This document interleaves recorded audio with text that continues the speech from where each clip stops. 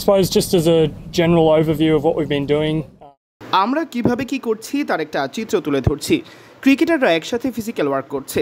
সামনে যখন অনেক খেলা থাকে তখন এসব ফিজিক্যাল ওয়ার্ক করার ভালো সুযোগ।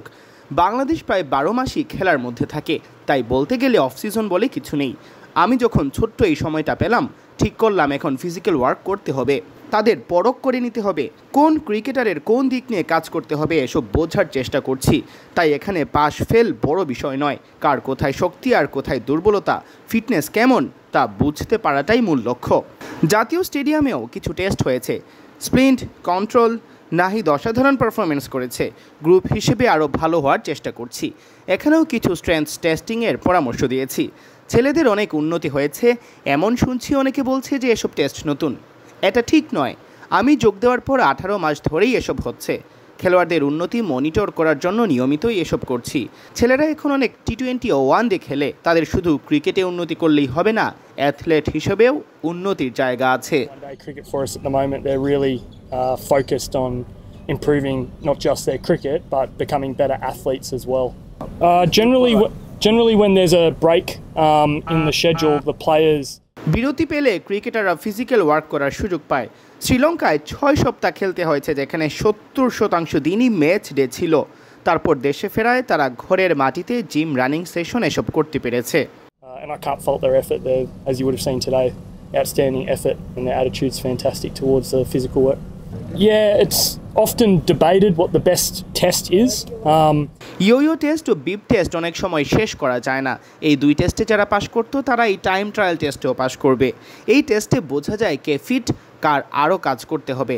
যে টেস্টই ব্যবহার করুন না কেন, তা থেকে ফলাফল বোঝাটাই বেশি জরুরি। Absolutely, yeah. No, our boys worked extremely hard. ছেলেরা অনেক কঠোর পরিশ্রম করছে। এশিয়া কাপের কন্ডিশনের কথা মাথায় রেখেই আমরা কাজ করেছি।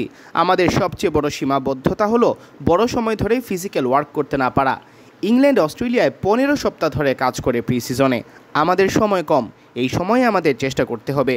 আপনি যে স্পোর্টসেই খেলুন না কেন, আপনাকে ভালো অ্যাথলেট হতে হবে, ফিট হতে হবে, পাওয়ারফুল হতে হবে।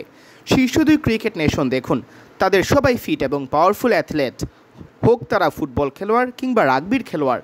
অ্যাথলেটদের নেচার দিন শেষে একরকম। আমরা অ্যাথলেটিক ক্রিকেট প্লেয়ার চাই, যা তাদের ভালো খেলার স্বাধীনতা দিবে। ব্যাটিং, বোলিং, ফিল্ডিংও আরও ভালো হবে, মনোযোগ ধরে রাখা সহজ হবে, ফাস্ট বোলাররা দীর্ঘ স্পেল করতে পারবে। এটা শুধু ক্রিকেট দিয়ে কথা নয়, সব খেলাতেই অ্যাথলেটিক ফিটনেস প্রয়োজন।